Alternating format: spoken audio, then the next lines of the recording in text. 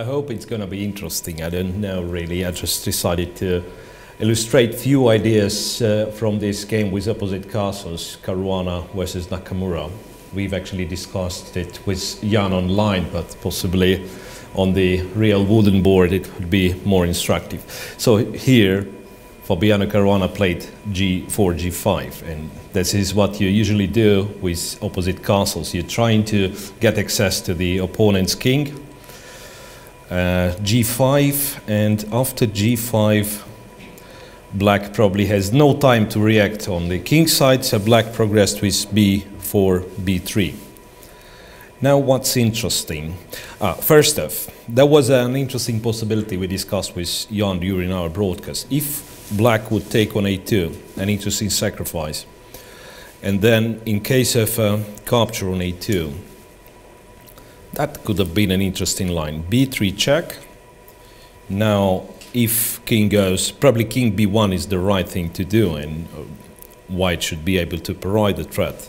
The A3 would be the continuation, but then white captures on B3, I guess, and probably it's good for white. But I wanted to illustrate another thing. I mean, if white is careless and takes on B3, goes to B1, then it's a very nice motive. Black gives a check on A1, king takes, to get the queen on the A file with the tempo. Check here, king B1, then check on A2, king to C1, and now Black needs to open the diagonal for the bishop. So it is done like that. Knight takes on E4, cover D2 square, so queen A1, mate in 1 is threatening, and after this capture it's a nice forcing mate. Queen A1 check, king to D2, bishop gives a check on B4, king D3 is the only legal move, and then it's a not very usual mate with the retreat of a queen, queen A6 mate.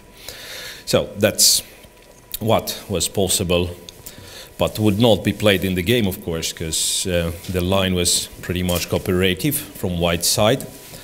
That was possible in case of bishop A2 check. Hikaru played B4, B3, and now very interesting moment, and then I advise to check this game later on. Rook H to G1. That's a great move, because any reaction from white would be, well, in Black's favor. Say you take with an A pawn, then after A B3, again the same combination is threatening with Rook A1 check followed by Queen A8. If you capture, I mean, one of the reactions could be like you capture with C pawn, then Black takes A3, trying to close some files, but then once again knight goes to A4, threatening some bishop A3 or possibly knight B2. So again, Black is in time to create counterplay. But what Fabiano does instead, after B3, he plays Rook H to G1. So he wins the tempo on the king side, so to speak, because in his attack now Rook will be on G1 on open file. Plus, what happened in the game, Black took on A2, and probably this move deserves some criticism. And after B8, king A1, white king is safely defended by this A2 pawn.